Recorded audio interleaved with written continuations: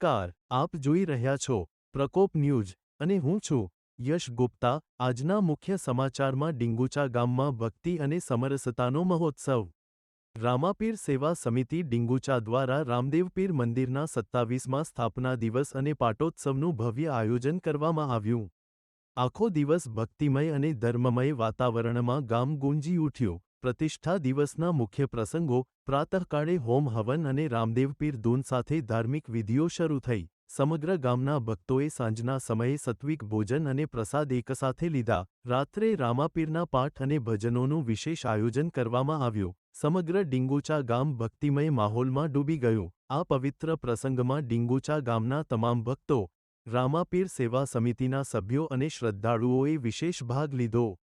આજના દિવસે ભક્તિ અને સમરસતાનું અનોખું દર્શન જોવા મળ્યું। આ હતો ડીંગુચા ગામનો ભક્તિ અને ભક્તિમય પાટોત્સવનો દૃશ્યપટ।